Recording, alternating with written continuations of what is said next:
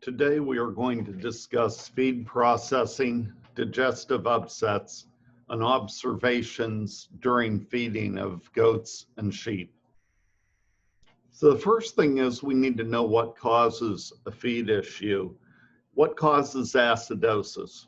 In this slide, I show 6 different pictures of corn ground to different finenesses.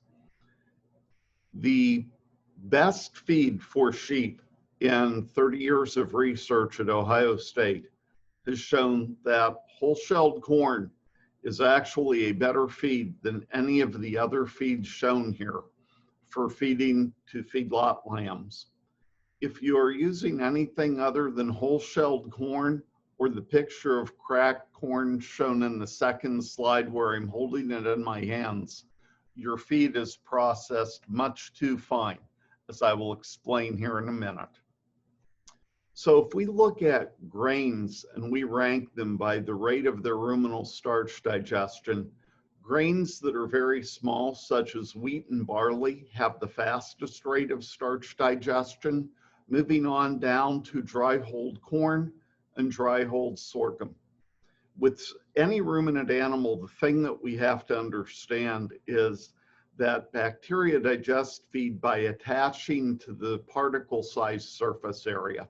So when we are using small grains such as wheat and barley, they have very small starch granules inside the grains, and they have much more surface area.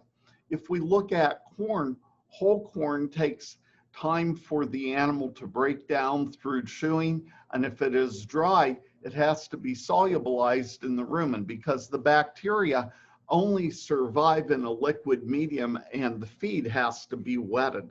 So when we feed dry whole corn, that is the form of corn that gives us the lowest opportunity for acidosis or bloat because digestion is the slowest. So why do we process feed? First, we want a more complete digestion by rumen bacteria due to more surface area for attachment because the bacteria attach to the surface of a feed particle. And what I want you to understand is that in 1 cc of rumen contents on a high grain diet, there are 8 to 10 billion bacteria, a tremendous number of bacteria on the surface of a feed for every cc of rumen contents. The more surface area we have, the more surface area we have for enzymatic digestion in the small intestine as well. And starch is digested in the small intestine, not as efficiently in non-ruminants, but it is actually more efficient from the small intestine. When we have higher levels of feed intake, especially with forage-based diets, we get a better fermentation if we process the feed, if we break the feed apart, and we get better mixing and less separation in the feed bunk. I show a picture here of a hay buster, and one of the things that I think we really need to understand is with sheep, there is no need to process corn. However, there is a tremendous need to break apart feed particles for hay. So if I have the opportunity to purchase 2 round bales made at exactly the same day in exactly the same field, and one of them was made with the chop cut baler and the other one was not made with the chop cut baler, I'm going to personally purchase that hay that was made with the chop cut baler because I know that that forage has had more disruption of the outer lining of the outer cell wall of that forage. And bacteria digest forages from the inside to the outside because when a forage is standing in a field when it's growing, it's covered by a waxy cuticle layer. It's what prevents the forage from drying out. But those bacteria cannot get through that wax layer. There are also problems associated with feed processing. The first is the purchase of the equipment and the labor necessary to process feed, so you get increased production costs. If we are processing a grain mix, we get an increased opportunity for acidosis or bloat, which results in death in many cases. We also get subacute acidosis that results in a decrease in feed intake and a reduction in feed efficiency. And so when those two things happen, we're actually hurting our sheep or our goats by overprocessing the grain. This graph shows what nutritionists call associative effects. And what it shows with this line, it's just a mathematical formulation. I want you to look on the side that says corn digestion, and it starts at about 90. So corn has a digestibility of 90%. Hay on this example has a digestibility of 50%. If I had 90% digestion on a 50% corn diet, that would be 45% digestion. If I had 50% digestion on a 50% hay diet, that would be 25%. If I add 45 and 25, that should come up with 70. So what I should have is at a 50-50 mix, I should get about 70% digestion. If I get lower than that, it's called a negative associative effect. If I get higher than that, it's called a positive associative effect. So what does that really mean? These are the things that nutritionists look at when we look at a digestibility of a feed. And quite frankly, if I have a diet that is 80% corn and I have in a feed bunk, and I have out there a round bale for the animals to eat where I don't control my hay digestibility, what we actually see is we see a decrease in the digestibility of the grain portion of the diet. A lot of people want to know what the digestibility is from whole-shelled corn diets. And in this study that was done with 0% roughage, 100% of the diet being grain, with whole-shelled corn, it was 96% digestible. In this particular study, higher than if we added grain at any or forage at 7, 14, or 21%. So the thought that animals cannot digest a whole grain diet is simply wrong.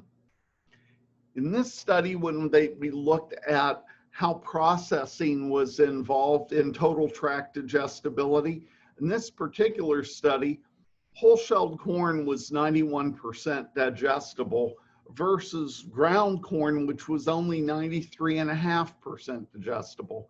Those differences in starch digestibility are negligible. This table shows some research that was done at Ohio State several years ago, and we looked at the impact of corn type and fiber source on the performance of feedlot lambs. We looked at either ground corn or whole-shelled corn, and the fiber sources that we looked at were none, soybean hulls indicated by SBH, or peanut hulls indicated by pH. What I want you to see is I want you to go down to the bottom of this graph where it says overall, and then look at average daily gain.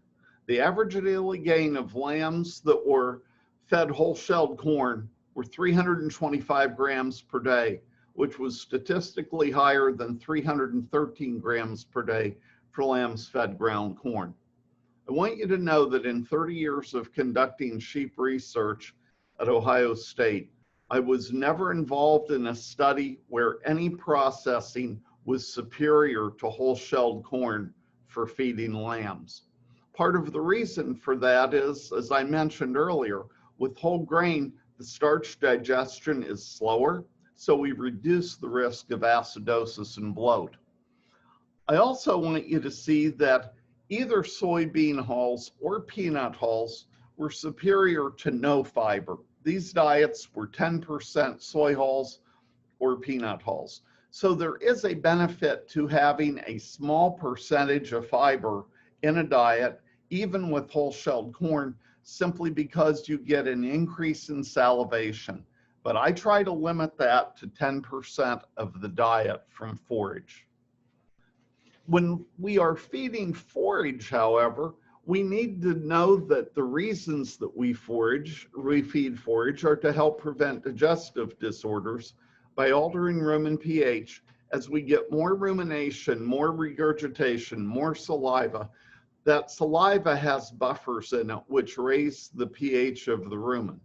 However, these roughage particles need to be really small, less than 1.6 inches when we're feeding a highly processed grain diet. That's one of the reasons that I really like corn silage or haylage that's ground very fine if they're available when feeding high grain diets. If we feed longer stems, it creates too much saliva production and the grain can wash out of the rumen before it's digested. So these pictures show some of what happens when we feed a highly processed diet that is very low in fiber.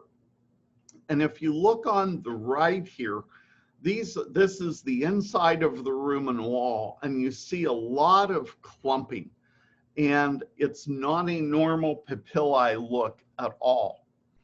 This is a little closer picture of the papillae, and I want you to see on the left how they're clumped. It almost looks like some type of carpet. Those papillae should all be separate, and they should look like finger-like projections. They should not be clumped. When they are clumped, what happens is that the volatile fatty acids that are produced by the rumen bacteria are not able to be absorbed efficiently because there is so much less surface area from the papillae to be absorbed across the rumen wall and taken to the liver via the bloodstream. And it's the liver that converts these VFAs to glucose and to fatty acids for use for energy by the animal. This next slide actually shows pieces of hair that are poking into the rumen wall. And when you have a very, very low forage diet, with cattle, you see licking, which is indicated here. With sheep, you see wool biting. And wool biting is shown on the bottom of this slide. When this happens, you have a stress response to a very low forage diet occurring. In cattle, we can get hairballs, and I've shown some pictures across the top. They're very dense. The same kind of wool balls can exist in lambs when they are fed a no fiber or exceptionally low fiber diet. So we need to understand that grain processing and feed mixing, they affect the intake patterns and growth. 6 factors are associated with feed mixing characteristics and how feed appears in the feed bunk. There are particle size, particle shape, the bulk density, the water retaining capacity, the charge between feed particles, and how well do the feed particles adhere to rough surfaces. For instance, if you were feeding corn silage and you were feeding soybean meal, you would expect the soybean meal to adhere to the corn silage much better than it would if you were feeding a hay and soybean meal. There's no adhesion. So the question becomes, really, what grind of corn is best? And I'm going to show you some pictures. I would always prefer a whole-shelled corn diet, but I don't go over 15% fiber if I have whole-shelled corn. If I am going to feed more of an unlimited access to hay, I would feed the corn that's on the right, because it is ground to a degree, but there should be enough hay to prevent acidosis and bloat because of the saliva. But I would not want to go smaller than this with either sheep or goats. If I look at these two, they're examples of grain that is ground even a little bit finer. I would be very hesitant to feed the grain that's on the right side, and I would never feed these 2 grains that are shown here. These are all corn just ground to different levels. And I want you to think about the difference in surface area if I look at these two pictures and how much bigger the particles are than these two pictures. The more surface area I have, the more rapid the digestion is, the more VFAs are produced immediately. And what happens is they can't be absorbed quickly enough by the animal, and we get acidosis. So if I'm looking at corn, properly ground corn, steam flake corn, which we don't have as much of in the Midwest, or the bottom ground ear corn, these can all be fed effectively under different scenarios. I do want to discuss ground ear corn just for a second because we have a lot of producers who still use this. And this is quite frankly a good feed. If I am feeding ground ear corn, I get the benefit of the sugars, but the fiber that's in the cob. I would, however, feed ground ear corn if I were adding grain with whole shelled corn. So I want to look at a couple pictures because producers are always wondering how to predict acidosis with manure. The picture on the left is in a forage situation. This would be normal if a lot of fiber is fed. The picture on the right would be normal in a feedlot situation where there's not enough fiber in the diet to support the making of a pellet. That doesn't bother me at all. I get worried when I see manure that looks like this. If it is watery, if it looks like there's any mucus in there. If you get manure that looks watery and it looks like it has mucus, that's indicating diarrhea, that's indicating acidosis, and the mucus that you see is actually the lining of the large and the small intestine. So this is an animal under stress. So let's look at acute acidosis.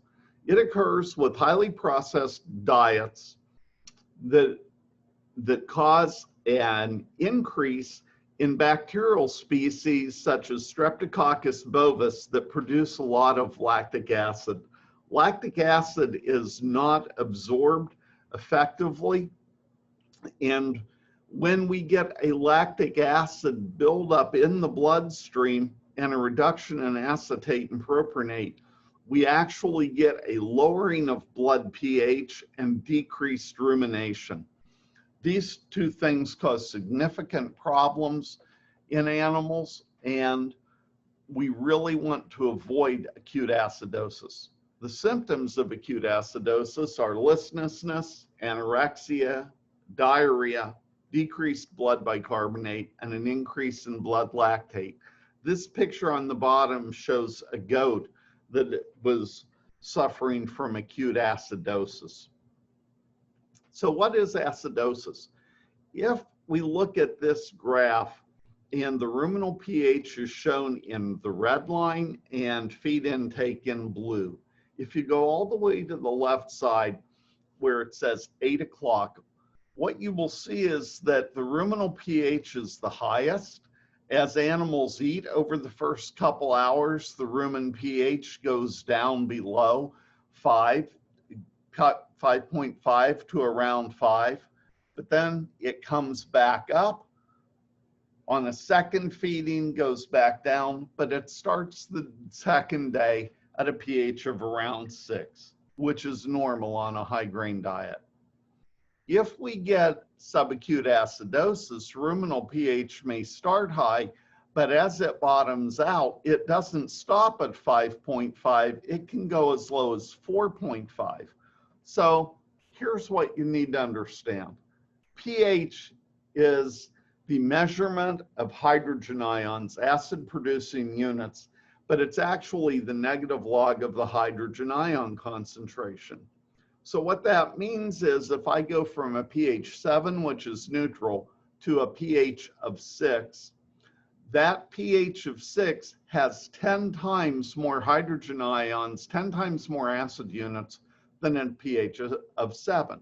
If I move from 6 to 5 at a pH of 5, there are 100 times more acid producing units than there are on a pH of 7 because The pH scale is a base 10 log scale, so it's 10 times 10. 10 for moving from 7 to 6, and 10 for moving to 6 to 5. So even though the numbers appear different, if I have a rumen pH that goes from a 6.5 to a 4.5, I have 100 times more acid units in that pH 4.5. Significant stress to the animal. A byproduct of acidosis is bloat. It's the excessive accumulation of gas in the rumen and reticulum, resulting in a distension of the left side of the body wall. The animals that die from bloat actually die from asphyxiation because the rumen increases in size so much that it puts pressure on the lungs, and often these animals die of a heart attack. It's not a good way for an animal to die. And it is largely preventable with proper management. When we have bloat, there is just so much pressure put on the lungs that animal can't get a deep breath. So when you see an animal with bloat, what you'll see is often it will be hunching its back and it will be taking short breaths because it can't get its lungs full of air because of the pressure from the rumen. So for bloat, prevention, pasture management, there's different types of paloxylene blocks that can be fed. You don't turn sheep into a fresh alfalfa anytime preferably, but during the heat of the day. Bunk management is really important, and I'm going to talk about bunk management in a feedlot setting here in a second, and quite frankly, diet formulation. What does that diet formulation mean? We get more of an abnormal fermentation if the protein level of the diet is too low.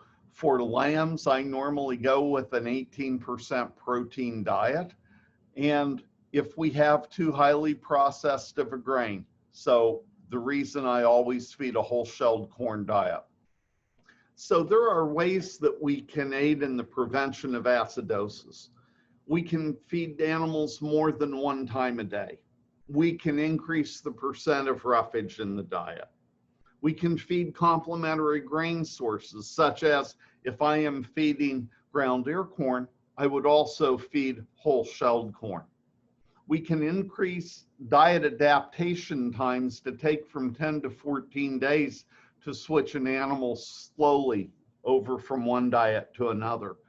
Probably the two things that are the most important are to feed animals the same time every day and to use a feed bunk management protocol, which I will show you a little bit later here in this presentation.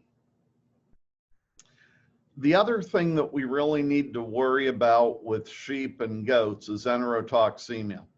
It's caused by bacteria called Clostridium perfringens type C and D. We vaccinate against these bacterial toxins. We see this with feeds that are rich in starch or sugar and or very high in protein on a highly processed diet. The problems with enterotoxemia in sheep and goats being much more prevalent than it is with cattle is that it is not uncommon for feedlot lambs to eat 4 times their body weight on a dry matter basis per day versus cattle that are eating about 2 times their body weight on a dry matter basis per day. So on a body weight basis, that's about twice as much grain that they could consume, which puts a lot more stress on the system, added to the fact that sheep and goats chew their feed much finer than cattle, which tend to gulp. Enterotoxemia is a bigger problem in sheep and goats. Signs of enterotoxemia. Animals can go abruptly off feed. They can show signs of stomach pain. You may see them kicking at their belly. Diarrhea occurs.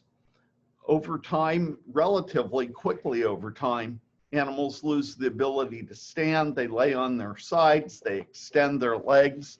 The head and neck can be extended over their back. Death commonly occurs within minutes to hours. Enterotoxemia is a highly fatal occurrence.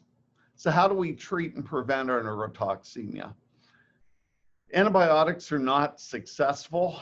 In most cases, the prevention is with good bunk management and vaccination. Keep in mind that all enterotoxemia and tetanus vaccines require 2 doses to reach their maximum effectiveness, and these are usually administered 10 to 14 days apart.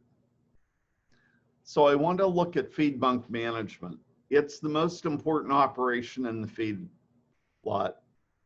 The objectives are to maximize animal performance, to minimize digestive disorders, and to keep animals eating a consistent amount of feed every day. And that last thing is key. We want animals consuming feed every day. We don't want fluctuations of high and low, because those days of high consumption are what lead to acidosis and bloat and enterotoxemia. And we have a lot of control over this.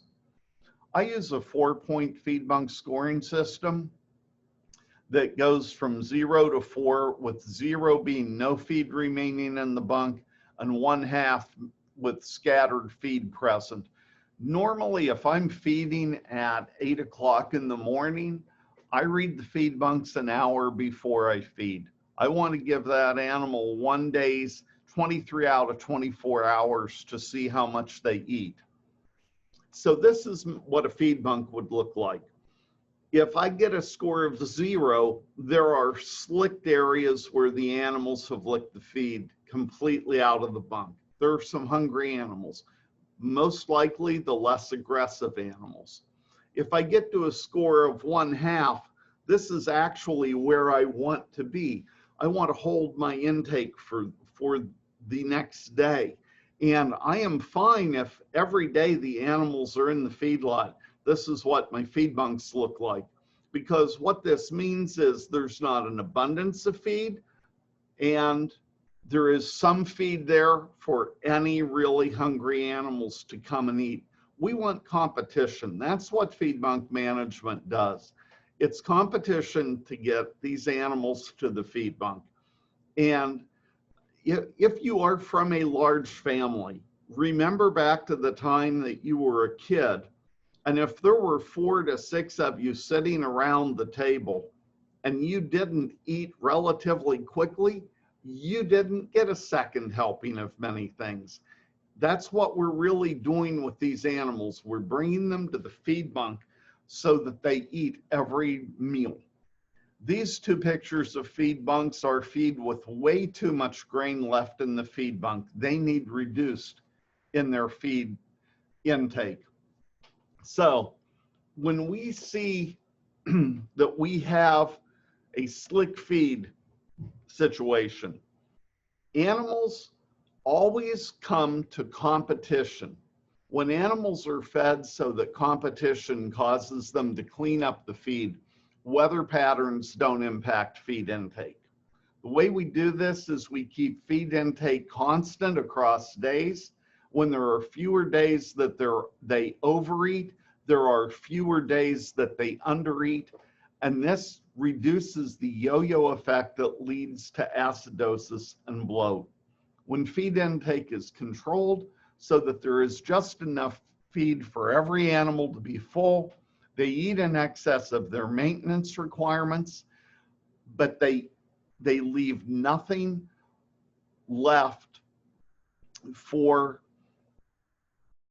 that next day. So they are hungry, and that is really a good thing. We want them coming to the feed bunk every single day.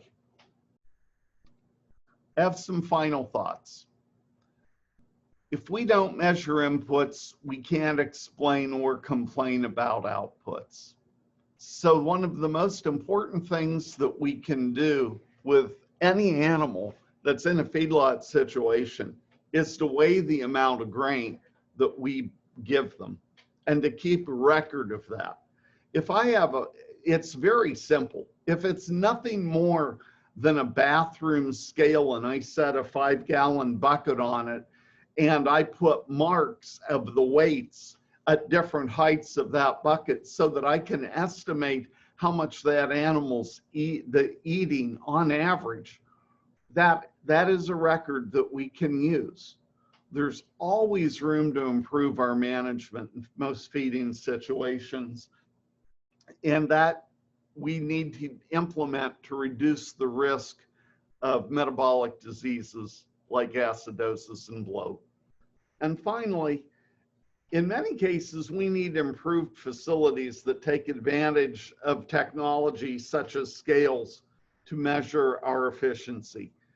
One of the other things that I want to mention in reality is we need to think of the air quality in our barns. And when we're dealing with any ruminant animal that spends most of its time laying down, if we walk in and we're 5 to 6 feet tall, we are breathing air that that animal never sees. So what may seem like good air quality to us may not seem like good air quality in that bottom 1 foot above manure or a bedding pack. If you are going to check for air quality with animals, you have to put your face down to the air that they're actually breathing.